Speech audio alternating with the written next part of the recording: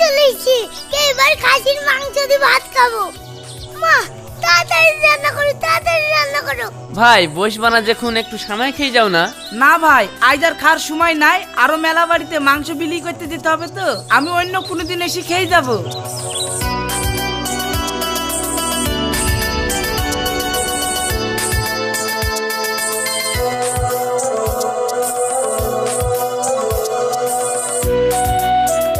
বাহ, কুরবানির মাংসটা খেয়ে এত স্বাদ, এত শান্তি। বাহ বুড়ি, একটু ধরে ফ্রিজে রেখেছিস তো, শান্তি করে খেতে হবে।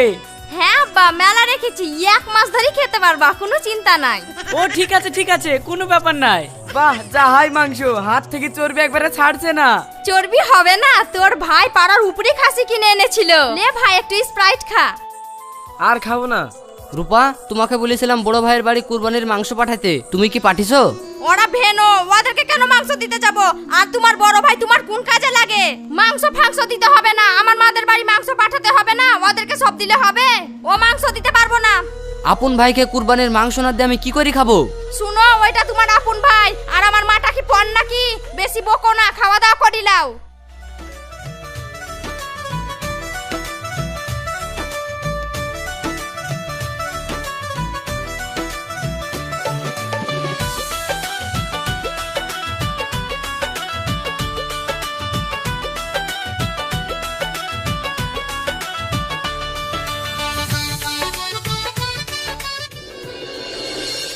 আগো, তোমার আপন ছোট ভাই, যেই ভাইকে তুমি ছোটবেলা থেকে মানুষ করলা, পড়াশোনা করালা, আর সেই সাহেব চাকরি বাকরি পাওয়ার পর ভিন্ন তো হয়ে গেল, ঠিক আছে, কিন্তু আজকে বছরকার দিন নিচে কুরবানি দিল, তো সে একটু মাংস দিতে আসলো না?